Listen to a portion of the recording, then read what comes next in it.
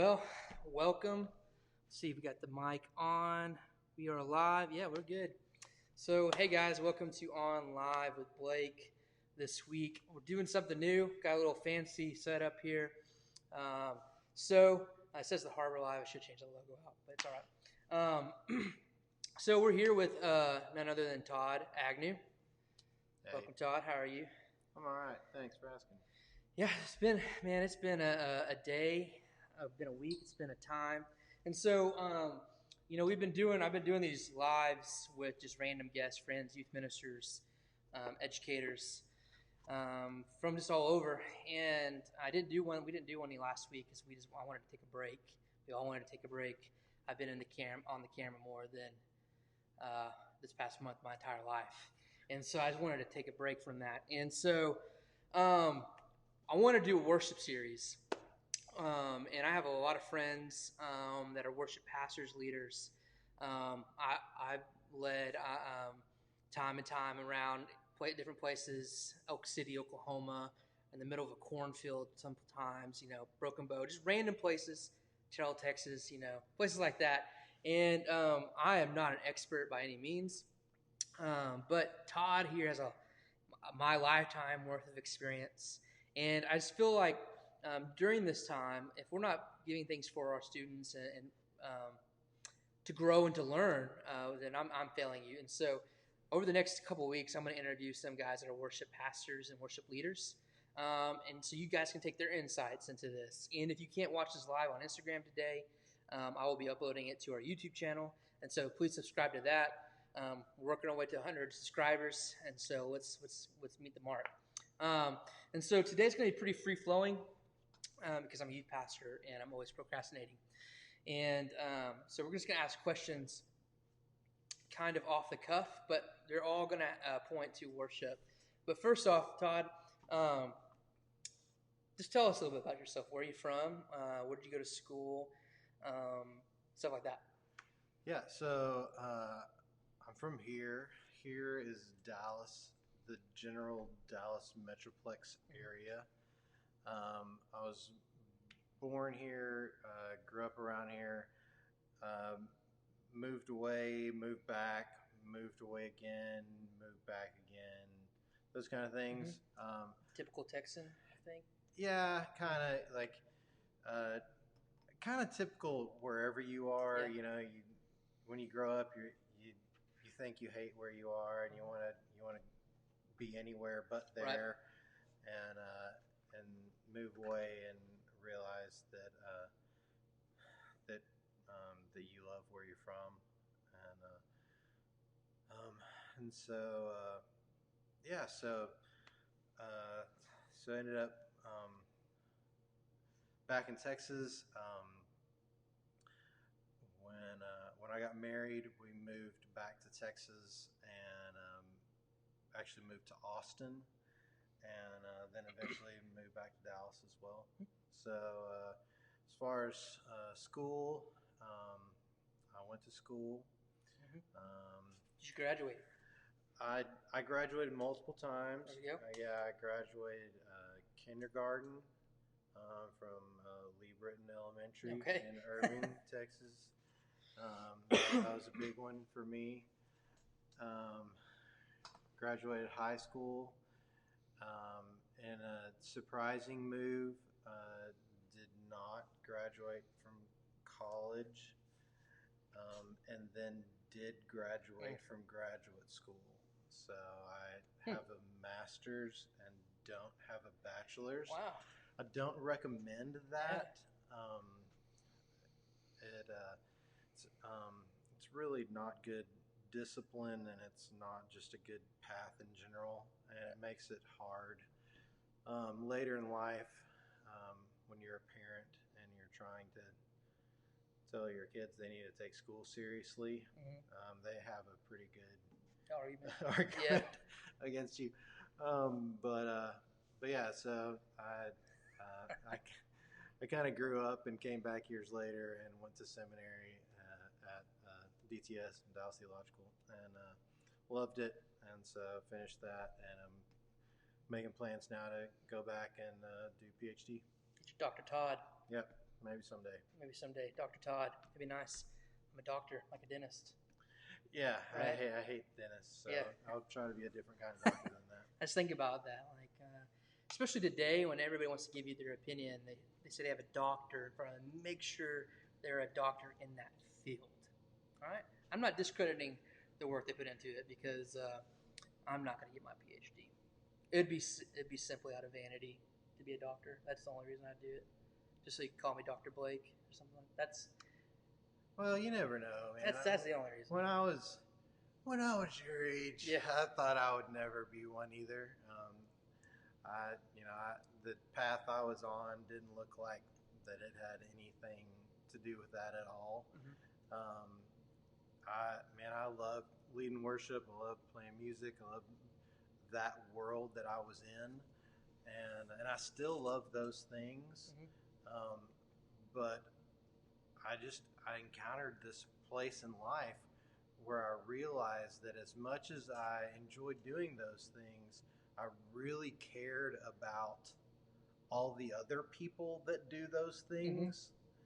Mm-hmm. And if there was a way that I could help them do what they do. And so once I started trying to help people, I realized that all I really had to share was my opinions and my stories. Right. And that was fun. Yeah. But it was like, hey, yeah, don't do this because I did that one time and it's real bad. Yeah. But sounds like you've been in youth ministry. Yeah. Hey, don't try a game where you go buy a toilet and then put a peach drink in it and some little chocolate bars and make kids bob for the candy bars because somebody's going to get upset about that later. It says they can hear us, but they can't see us. Oh, that's not a negative. Yeah, we count that as a positive. What do you mean you can't see us? Because I can see the broadcast now. This is what being live's about right here. Let's just check it out. Oh yeah, okay. Todd, we got to get in a little closer. Oh. Or we can scoot back. I think maybe that will help. Maybe. So you can see you can just see the sides of our faces. Yeah, sorry about that. Let's get back here.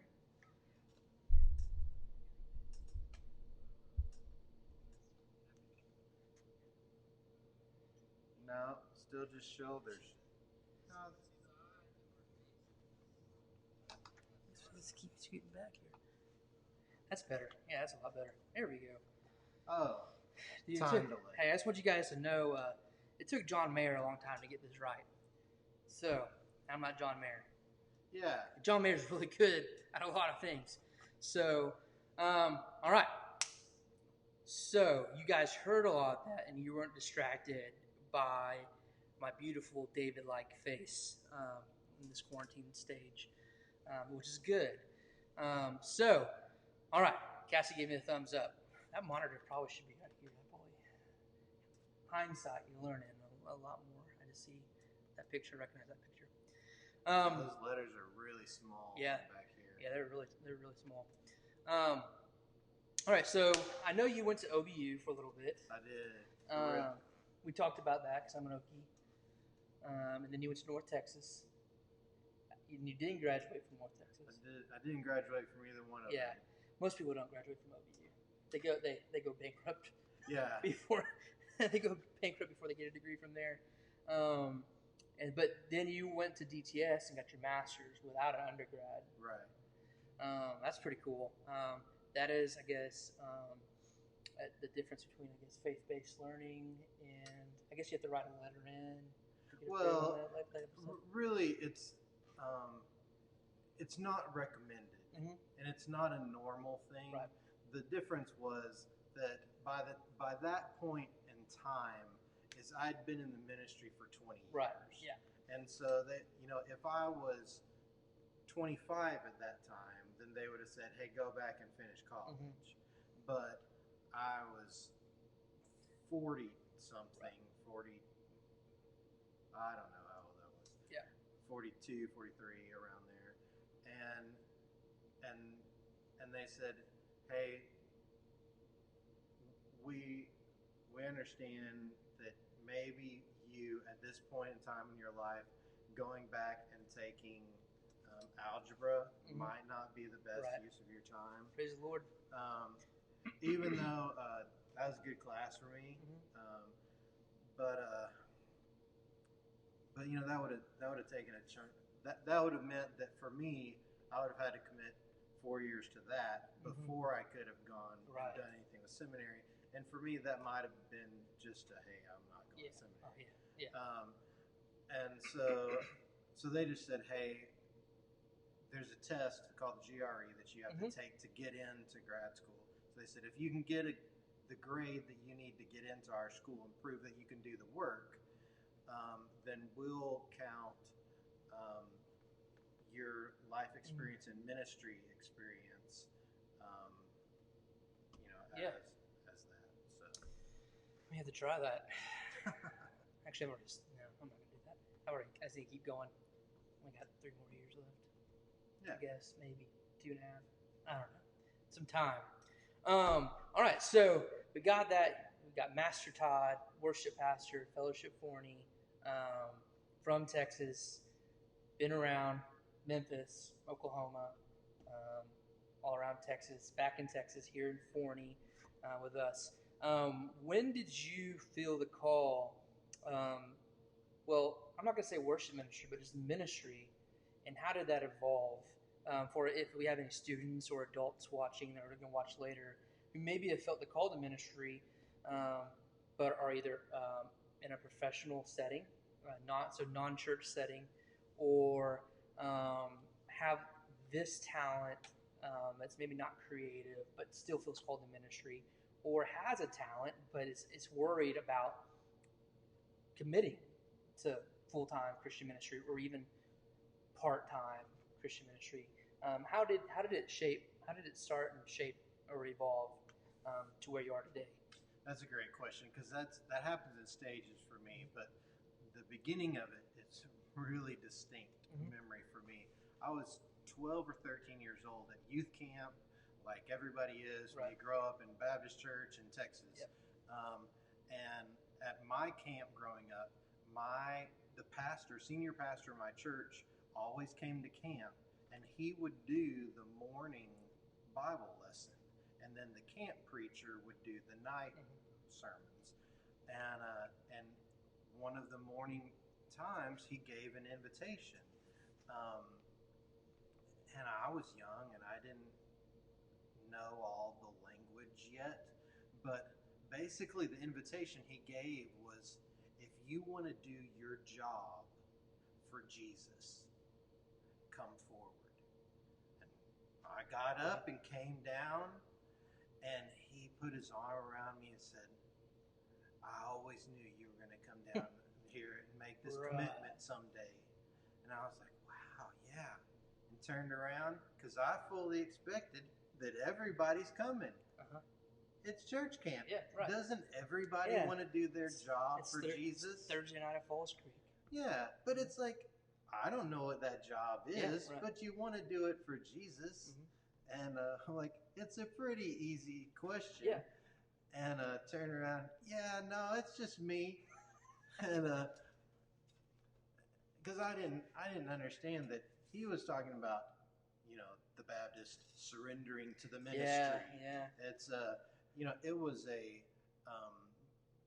it was a very specific kind of commitment for them, but they were trying to explain it in language that we could understand. Right. But by doing that, they made it so generic Right. that I was like, well, yeah, I'm going to do my job for Jesus, but I kind of like dolphins and I kind of like math.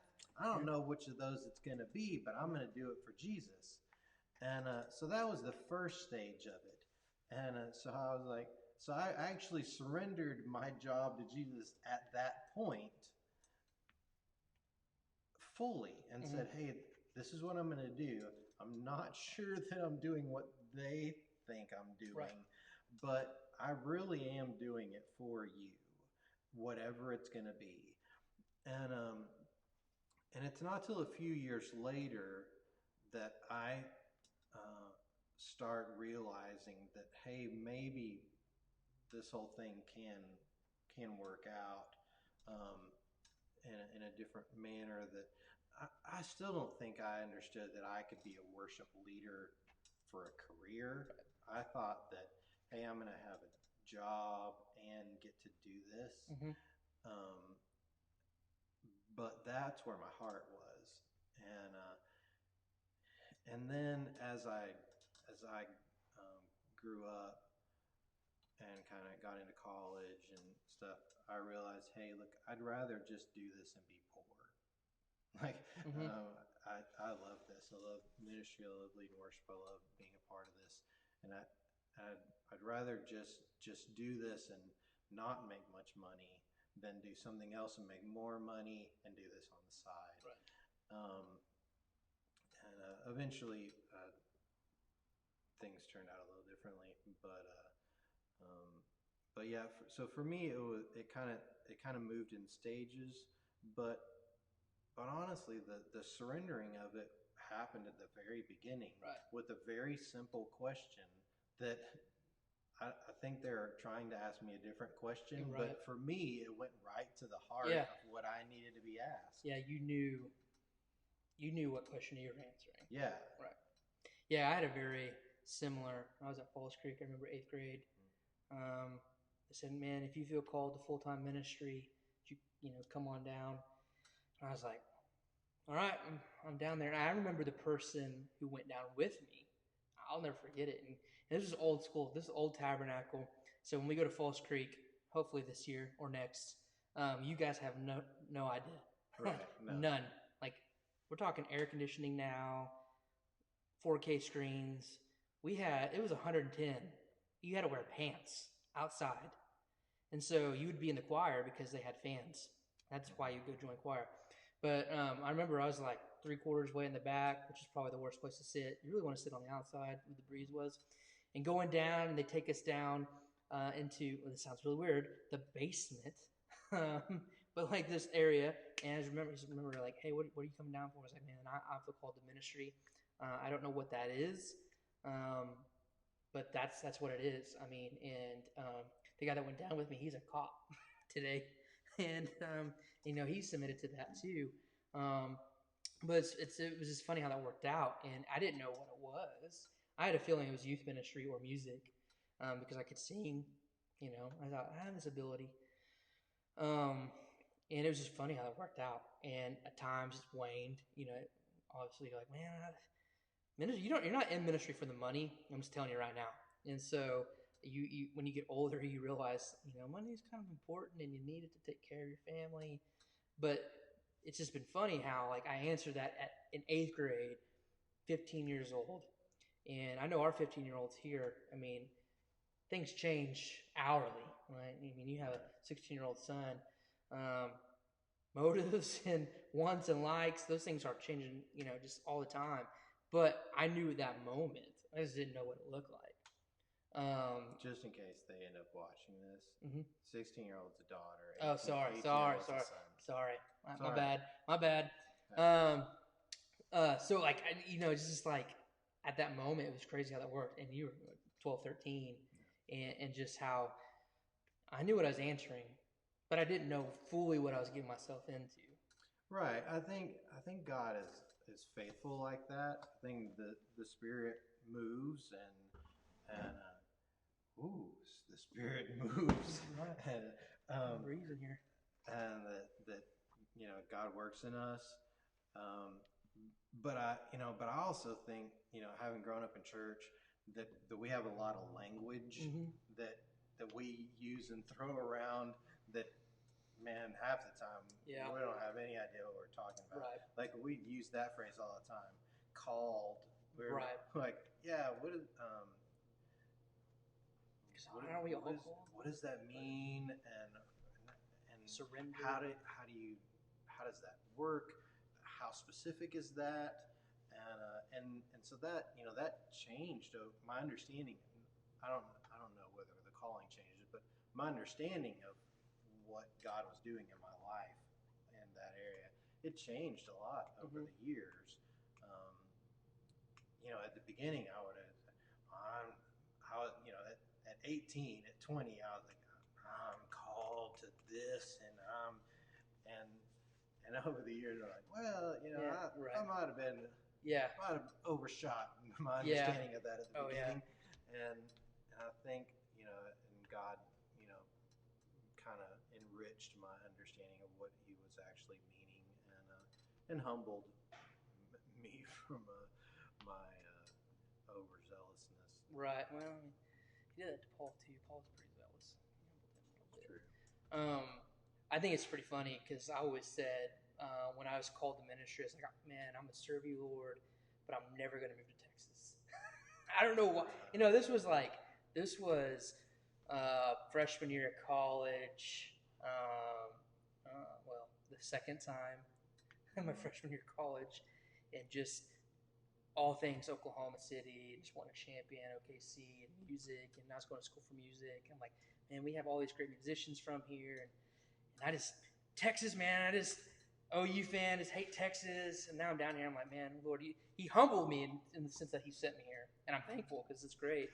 But what do you have a story like that where you maybe made a statement in ministry or something like, hey, man, I'll never do that, and then God was like, and you look back on it and you're like, oh, okay.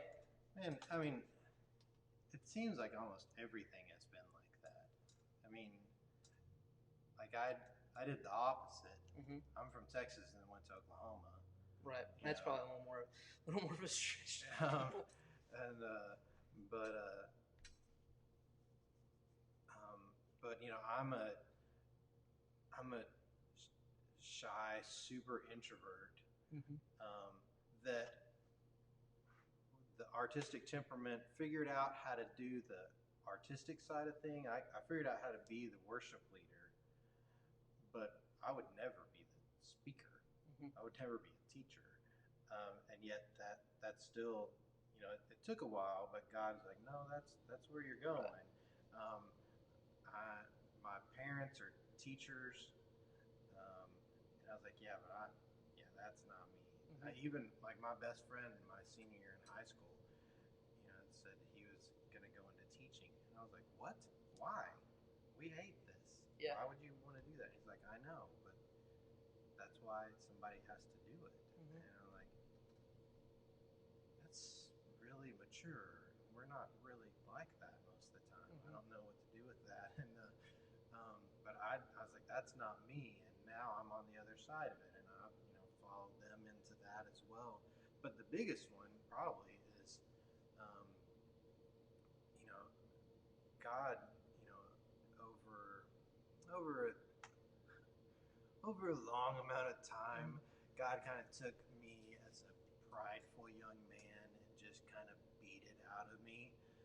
And it took a long time because I had a lot of it. And I learned how to see the world, um, and he really changed my heart for myself and for the world and what I was wanting and what I wanted the world to look like and what I was chasing after. And then I went and started working on a record, and I my plan was to sell that album at youth camp and at my church.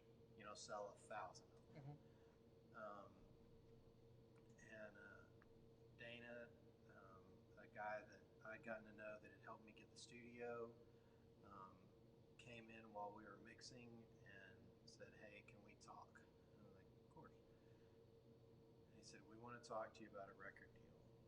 Like, um, we didn't know that you were going to make an album like this. I just believed in your ministry, but I didn't know you could do this musically.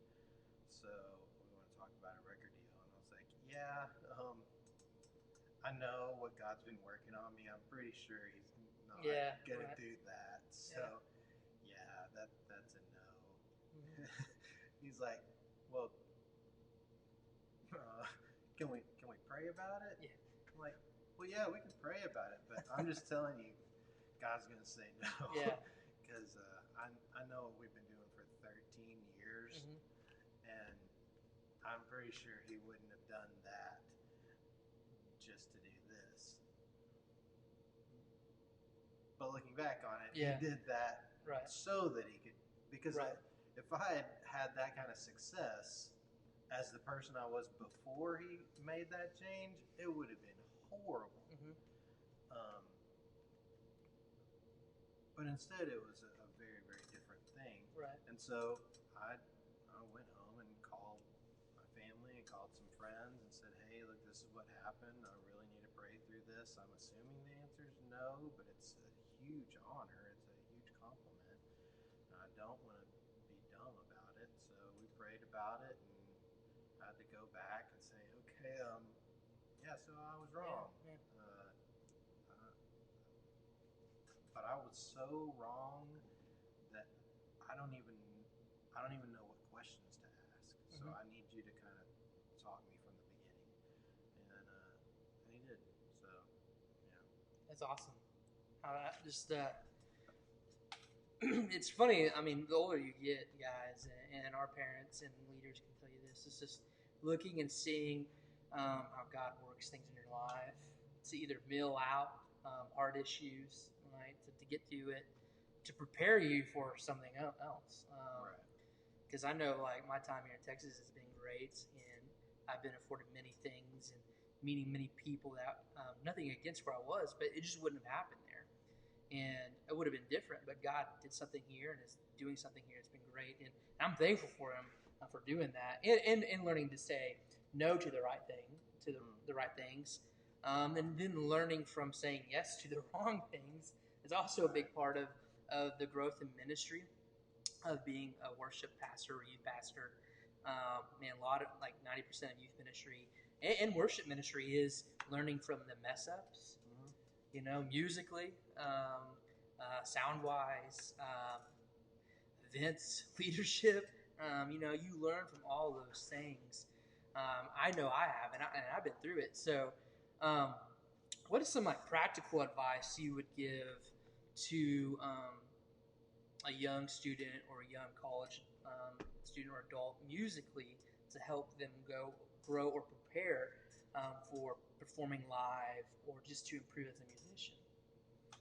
um, huh? Good question. I don't get that question a lot. I get the question of how do I get a record deal? How do I get famous? I've got good answers for those. Yeah. I've been to school for that. Yeah. It's your odds are better to be in the NFL. Yeah. I'm telling you that right now. So how do you get better musically?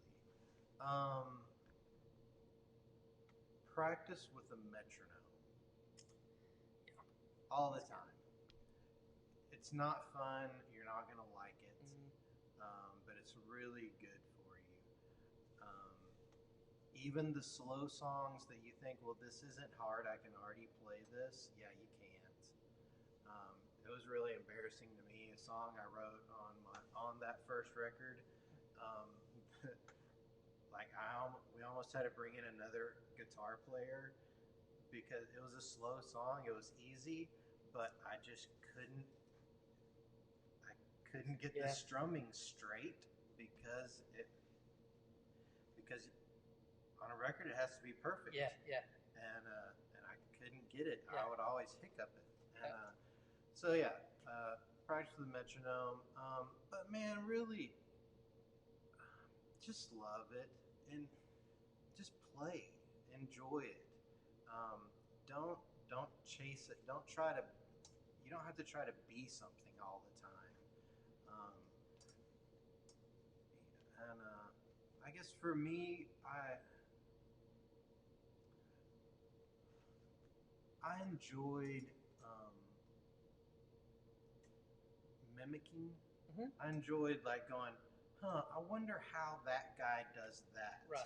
And then figuring that out. And then I'm not going to just do that because I'm not that guy. But once I've learned it, I've got another skill that I can add to my arsenal. And I didn't know that's what I was doing. I was just learning how to play Journey on the piano. But that's what I was doing as a teenager. Is I was learning different styles of players, how they approach things and how they approach programming and how they approach different things, and And then as I grew as a musician, I started pulling from those. And then as I grew as a writer, I started seeing how I could put them together to Yeah. create new things. Yeah. I think like one of my favorite quotes, because when I was going to school for music, that's what my degree is in. You tend, a lot of people tend to write or sound like who they listen to. Right. And there's just like you have so much pressure as a songwriter or performer to not do that. But it's okay. John Mayer says theft is the most sincere form of flattery. Yeah. Not imitation, but theft, stealing ideas, and writing around those ideas, or writing a song that sounds like Garth Brooks or Jack Johnson or Journey or Kiss, and then deconstructing it from there. Like that's how you're going to grow as a songwriter and musician, is getting into their thought processes and developing. Like if you don't have a process of writing or growing as a musician, take someone else's, and it's going to morph right over time. Yeah, and also you see, if you try to write a whoever's song, whoever that you like, if you try to write one of their songs, then if you're a fan, it's really obvious to you where you fell short. Right. Yeah. Like I was a huge Rich Mullins fan, and I would try to write like Rich wrote, and I would get done, and I'd go, yeah, the poetry, it's just not there. No kidding. It's just like his words are just magic, and and people like even in my career, people would compare me to Rich all the time, and I was like, yeah, did you listen to the words of my song? Yeah. But they connected because I captured the honesty that Rich had. Right. Yeah. But the poetry, I didn't even come close to because it is gorgeous. Yeah. And I just kind of had to come to a place that, like, I have one song out of a career that gets in the ballpark, and I wrote it with a friend who's an author. Like he writes books, and so he has a different handle on language than I'm used to, and so it it worked in a different way, but you'll do that, if you're a writer and you write a song that's like somebody you like, when you get done, you're like, oh, I fell short here, right? Which is kind of a cool thing. It's not cool in the moment. No. In the moment, you're like, oh, I'm terrible. Like complete failure. But it's okay because it's just one song of your life. Right. And you can go, all right, well, at first, for me, I was like, okay, I'm going to work on it. I'm going to be a better poet. I'm going to be more. Yeah. And eventually I had to go, hey, look, I'm not Rich. Yeah, right. I'm Todd. Yeah. I just can't do that. I can be a better poet than I am, but I can never be that. I can only be who God made me to be. And but there are some areas that I fell short in originally that I've gotten better at that I'm actually really good at now. That I'm, that's part of, the development. Yeah, because you can play like any instrument. You're pretty good at that. That just takes time. That literally takes, the 10,000 hours thing. Yeah. Like it's just, putting the time in. And I know for me as a songwriter, whenever I was going to school and really plugging in and writing, a couple of the guys I always wanted to be were like John Mark McMillan and Jack Johnson and like Bahamas. And now one's not like the other. Okay. Right. Like Jack is great storyteller. And I never understood how good of a storyteller until I was trying to write songs and they sounded more like Toby Keith. I'm like, and nothing to knock Toby Keith because that dude has made a lot of money and wrote a lot of pop songs, all right? Not country, the pop, just super popular, catchy. And I was like, man, disappointment. And I'm like, well, finally I just got to it. And this is what I write. I can write this quick, but I wanted to grow to be a deeper, more thought out writer. But you're only going to do that if you put in the time. And it's not going to be the same. Like I'm not Jack Johnson. I'm not John Mark. I don't have his experiences stylistically or anything, but that's okay. But I think for young people like you guys are watching, or our students that have talked to me about this, is then you have to push through because they're going to develop you into who you're going to be. Right. Musically, like, and that's a hard thing today. We're such an instant grata society. Mm-hmm. Like, if I can't play John Mayer's lick, then I have nothing. Like, what? I mean, very few people can do what he does. Right. No, you still work it. You develop it. You become who you are. And that's just hard. I mean, it's just the grind. And I think, man, like with worship ministry, because it's so out front. This is me talking, and watching. It's just it's a continuous growth. Like, it's a constant change. From when you were leading worship, whenever I was in high school, to today. I mean, the elements of it, stylistically, the acceptance of certain things in it, it's just constantly changing. And so, I mean, just look at like literally my year of when I broke into the industry, mm-hmm. and Jeremy and Crowns, and that's that year. Mm-hmm. Like, it was super rare, almost unheard of, for there to be an electric guitar. Right. Yeah. Because you were in the age of the seashell. Those were really popular, like the seashell necklace. Right. Yeah. I think Jared Lemons had one of those. Probably still has it. And and you look at it now, and mm-hmm. and every like Christian radio, like not the edgy Christian radio, like the really soft, easy Christian radio, would still have 6 or 8 electric guitar parts now. Yeah. Because we've just gone to a different place. Yeah. And it's just like you're saying, it's just things just grow and they change, and individuals do that, mm-hmm. and genres do that, and I'm always curious of like what the reaction of the church was when they introduced a pipe organ and then went to an electric organ versus the pipe organ.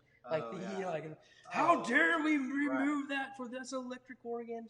And then go to the electric piano, and then go to the grand piano, and then let's do a synth. Just like it's constantly changing. Right. And you guys are like worship pastors, always having to evolve to the people. And you wonder about the church that like got the electric organ but left the pipes mm-hmm. up there. I was at that church. I was there. They're there. It's still there. You can see like they're behind some screens, but they're still there. Yeah. They sound cool, but it was that like, hey, they don't do anything, but just so that we ruffle less feathers, we're gonna try this.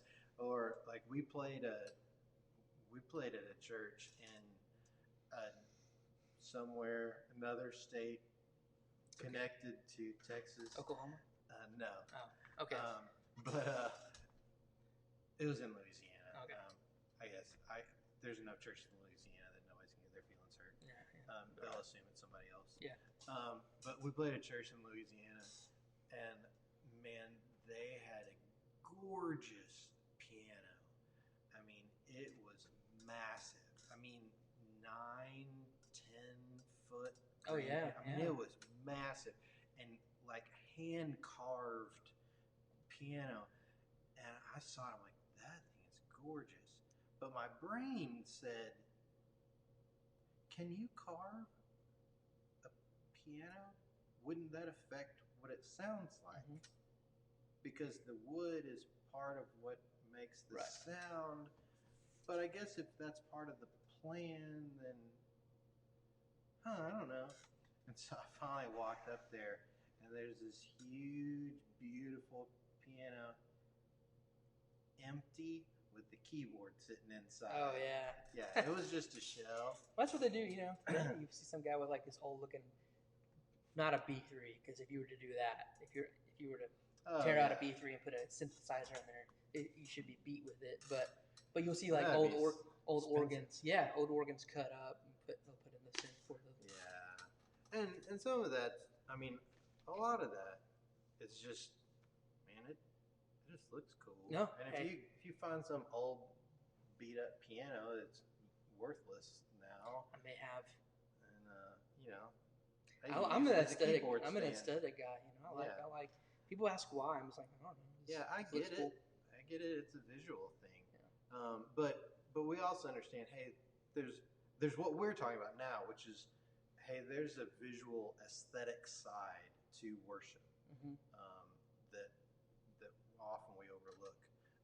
But there's what we've been talking about, which is that there's a generational change to worship as Right. well. That's got this rub, this Yeah. natural rub in it. Every time something changes, it's difficult.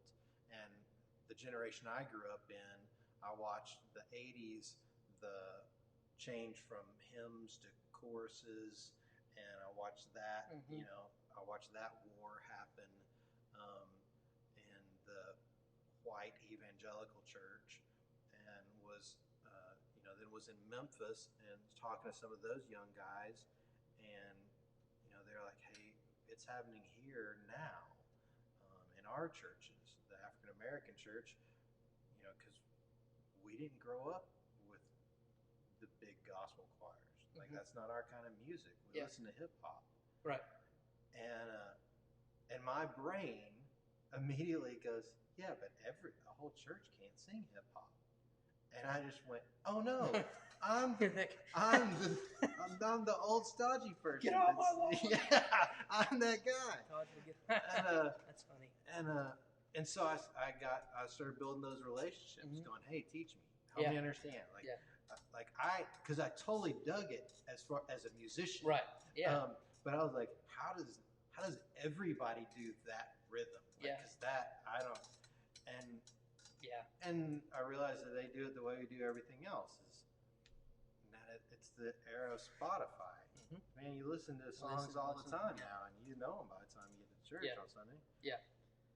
What I was just thinking about this while you were talking about that era thing. Like you and like really like Chris, Tomlin, and even Jeremy and Crowns. I mean, they've all had tremendous staying power and adapted stylistically because Jeremy was very much an acoustic guitar guy, right? I mean, he seemed like it, but now it's just how they've blended. Like Tomlin's done a really good job blending his style from like 2001 Tomlin to 2020 Tomlin. Yeah, Adapted, and I think Crowns probably stayed who they've always been.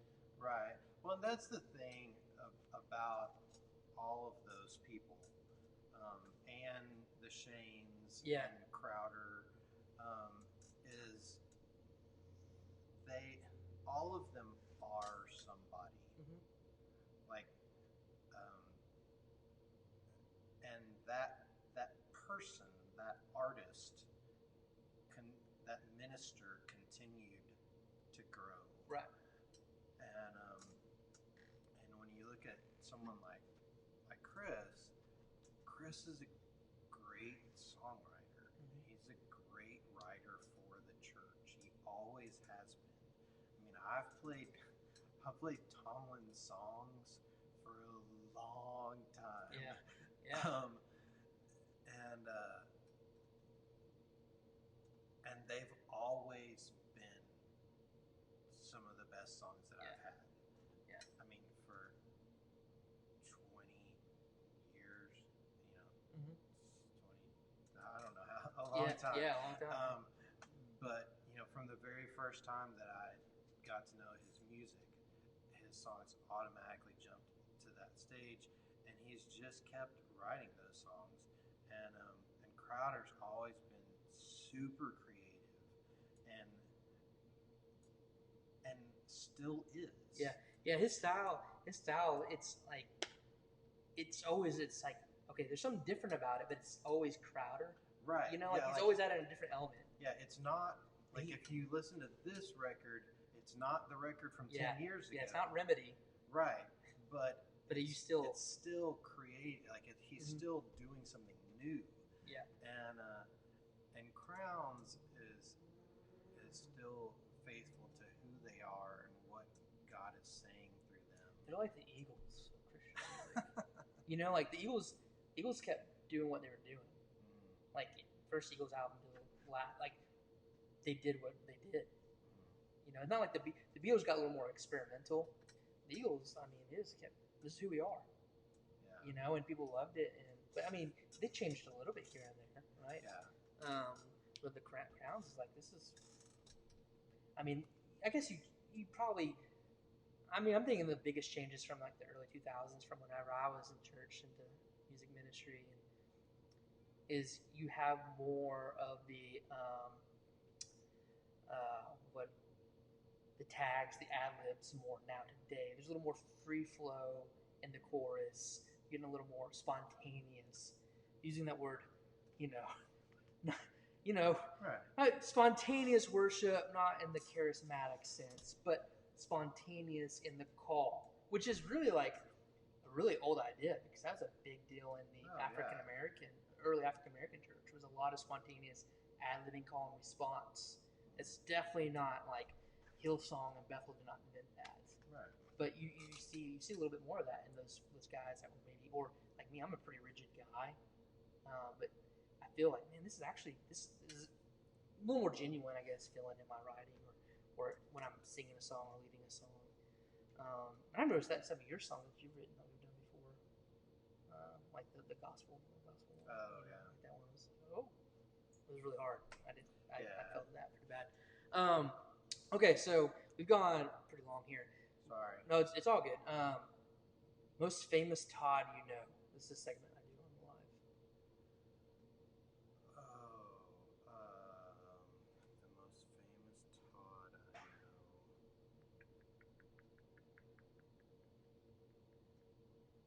I know. I don't. You think that would be easy? Yeah. Because I would pay attention, but I don't know that I keep track of. It's just one of those on the cuff questions. You're like, oh man. Well, it's because I like the ones that I know the best are easy, but I'm like, oh, he's famous to me. Yeah. But I was like, wait, that's they may not know who he is. Yeah, I'm like, Altman's not famous. He's one of my college buddies. Yeah. Yeah. Let's see here. You know the Wags? Todd Wagner? I mean, 7 Degrees of Todd. Yeah, I met him by but he proxy. wouldn't know me.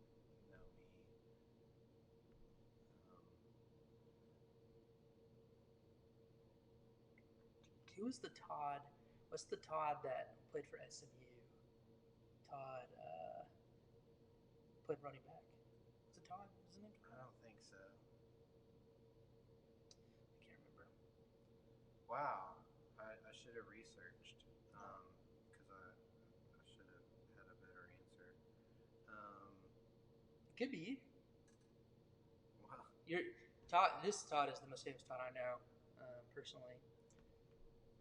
I'm sure there's somebody else I know that's more famous than I am. Maybe some like national musician or something like that. Yeah. That we wouldn't know, but like if you're in the music scene. I probably know somebody more famous than that. I could pretend to. Because you guys won't even know. No, it's the age of the internet. We can look it up. Right, this isn't church. This isn't church camp. You There's wouldn't no know phones. that I don't know them. Oh, okay, yeah. You're right. Yeah. We could check your LinkedIn or something like that. It wouldn't be like when I was a youth minister and I had my Toby Mac poster that I signed myself. But have you ever met Toby? Yeah. Did you ever tell him that? I don't think so.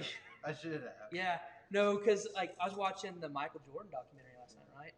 And it had Common on there, and he was a ball boy for the Bulls. And this kid said, "I'll pay you $5 if you give me MJ's autograph."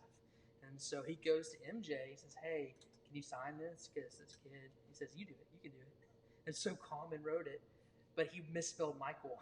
Oh, no. And so he had to give that kid back his $5. But I'm like, if that kid kept that, he has a Common autographed Michael Jordan. Like that's probably worth more money, right? Which I just thought was funny. Like you tell Toby that, and he's like, "Well, now you have a Toby Mac autographed by Todd Agnew poster. Right. Somebody could have. It's worth less than it was originally. It's like oil. We'll pay you to take it. Right. What are you listening to right now? What are some major influences? Like, what do you just like to listen to, and then what maybe is influencing you stylistically for like the church today? I'm really song searching right now. Mm-hmm. Like, there's so much stuff out there right now that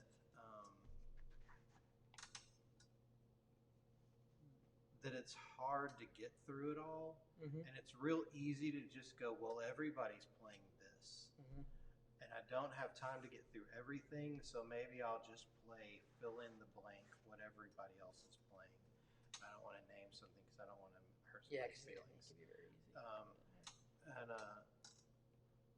But at the same time, like I'm kind of a against the grain guy, Mm-hmm. so I have a tendency to take the songs that everybody else is playing and just punt them automatically. Right. I'm never gonna play that song. Like, I didn't play Mighty to Save for like 5 years, and I finally played it at the Stone one day because it fit the message so well that I'm like, well, like, we got to play it. And I played it, and I was like, oh, that's why everybody's been playing this song. Yeah. It's really good. Yeah.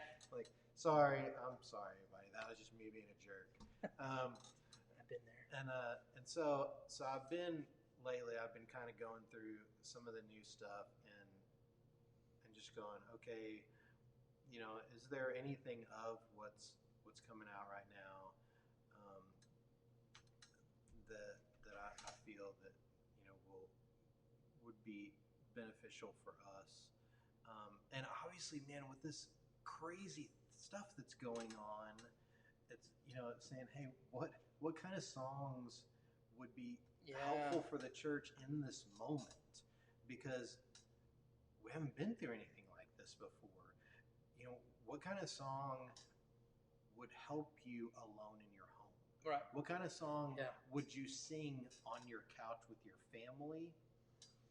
Because like I'm asking that question of like when I'm choosing keys, because like I was just the first week I was just throwing in the keys that I normally play stuff in, and I realized, like, wait a second, if I choose a key that's the normal punch key with the band, and you're sitting there on your couch by yourself, like, you're not singing that, because I noticed I was sitting on the couch with my family and I wasn't singing it when that Todd Agnew sound wasn't coming out in the living room there, and I was like, oh. And so it's just a different thing. So that's one thing I'm doing. The other thing I'm doing is I'm really trying to find the songs that nobody's listening to. The songs that aren't from the white evangelical tradition, the songs that don't necessarily have the day-to-day, shimmer reverb guitar, the song that might be from other countries or different backgrounds, songs that, like, I'm literally, looking at stuff on YouTube and, of just writers, of just people that are, somebody that says, hey, I really love this song. He's just a guy in my church. And I'm like, you know what? I'm going to take 2 minutes and I'm going to listen. And that is a guy in your church. Okay. But like one of them, I was like, there's something here. I'm going to keep this and I'm going to keep it in the pot for a little while and think about it. So I'm kind of doing that and just trying to figure out kind of what to do and how to approach this next season of, because there's so much stuff out there. I'm trying to figure out how to approach it. Yeah, I mean, it's crazy because, like, I think we live in such a time for music and availability. I mean, it's greater than, but the closest rival to it in history would be when they could put music on paper for mass. Right. Like when you had the press and you could have all of Beethoven or Mozart's music at hand in any home, or if you could have Luther's hymns Like that's a big deal. Because then you're like, well, I mean, we've been singing. We could never have a choice. Right. We just knew these traditions in our setting, in our context. And so today it's just like pop on Spotify. I mean, there's so much more than the top radio. Because that's always been one of my pet peeves is just the Caleb worship hour. Because I'm like, man, there's so much more deep, rich music out there. Luckily, the Caleb worship hour is not great. No, I'm not knocking it. I'm just saying. Oh man, I guess we went over the hour here. Wow. Knocked us off, Todd. Bye. That's whatever. Let me see if it ended here.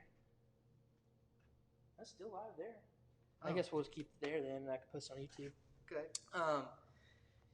Like I was thinking, and I'm gonna be honest, like I always had that murmur of like, a person that signed to a major record label, and going to school and studying how record labels engineered the radio industry, the pay-to-play movement where they were paying radio stations to put certain people out there.